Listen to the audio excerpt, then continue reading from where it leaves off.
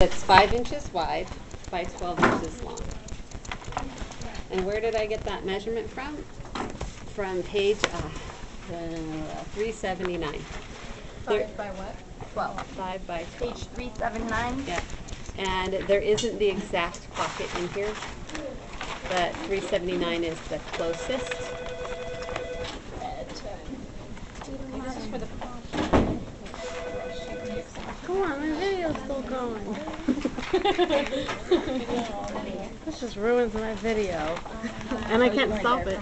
You can? I mean, I can, but like, it'll be dumb. I know, do something.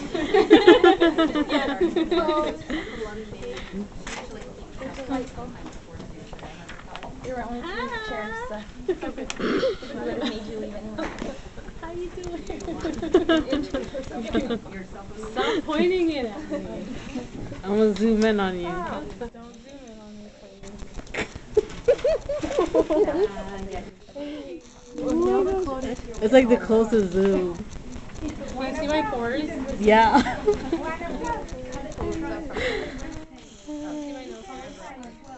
Hold on. Oh, I can see more than that. Oh, wow. You see my insides? Okay. Sorry about that. So start off with a rectangle that's 5 inches wide by 12 inches long. Okay. If we're looking at our goal here is to have a pocket bag with a straight edge and a 6-inch opening that our hand can fit through. We want our hand to fit in this space comfortably, okay?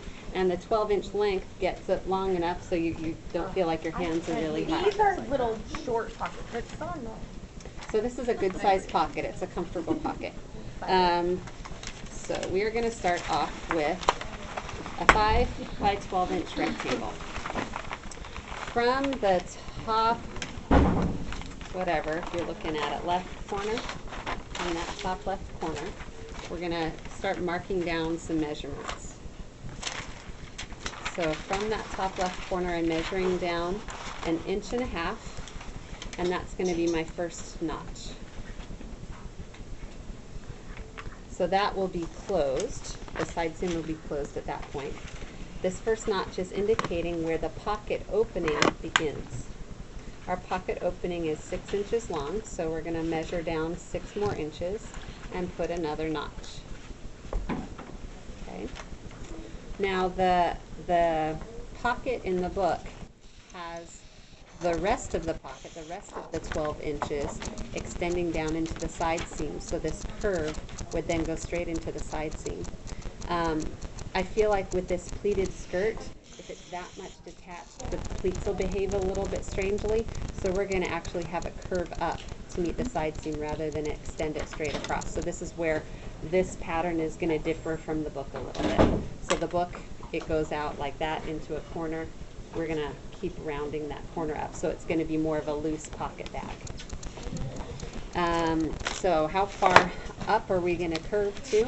Well, from the bottom notch, we're going to measure down 2 inches, and this is going to represent the bottom corner of the pocket. Okay. And that'll be in the side seam. That'll be, yeah, like that's up where to the that side tube. seam is going to end. Okay. Yeah. So from the bottom left corner, measure up to it. So starting here, we're going Okay. down 1.5 inches, down 6 inches, Oh, down and then 2. down 2. Okay, down 2. Sorry. And then the widest part of the pocket will be at that level. Okay, so the widest part will be, I mean, you could kind of square a little line over there just to know that's our goal, is for the widest part of our pocket, our 5 inches, to be there. Around there. Okay, because it's kind of a teardrop shape. It's going to be narrower at the top and wider at the bottom, but then it's going to curve back in again. So at this level, that's where it's going to be 5 inches ultimately. Okay. So we've got the sides set up already. We need to now think about the waist.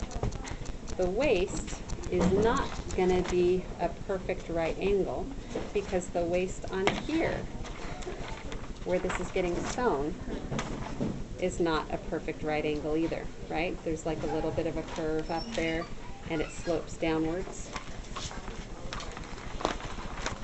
So while we're at it and we're looking at this pattern piece, we know that we're going to have notches that match up to this. So think about, you know, when you get to the brown paper portion and it's time to notch, if I have notches here, I'll now need matching notches here and here because this is getting sewn to this skirt piece. But what I do need, I need this shape. And I find it easiest because this has such high contrast here between the white and the brown. I find it easiest just to line up this corner with this corner of my dot paper, line up this straight side seam line. I'm not looking at my dart intake stuff because that gets folded all sorts of ways. I'm just looking at the white dot paper part. And you see how the cut strip here curves and dips down lower than my guideline there? So I'm lining up this side seam line with the dot paper, and I can see through the paper, especially since there's contrast. I'm going to trace out that waist shape.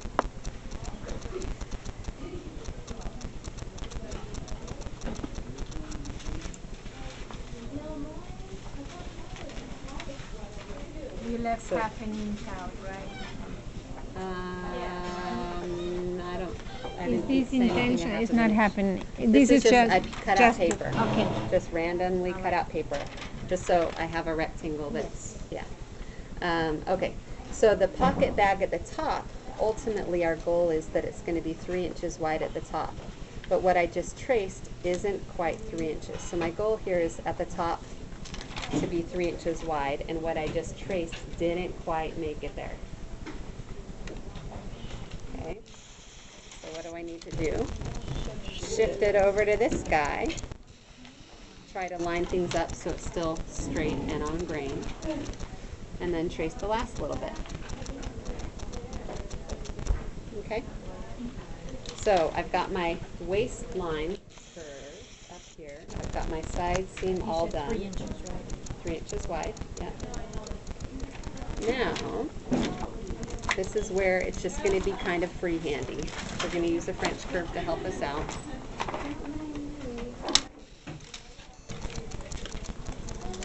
But I'm going to put, you see how this French curve kind of sits down in there?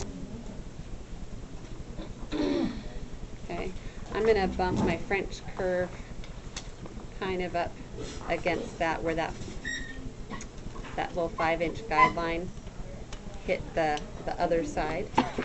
And I'm going to sort of angle the end of this towards that 3-inch point. So do you see where this is kind of coming from? If I put my ruler to connect the dots there, right? There's no real anything here. You just kind of have to put your tools until it looks about right. So I know I can trace the bottom of this now.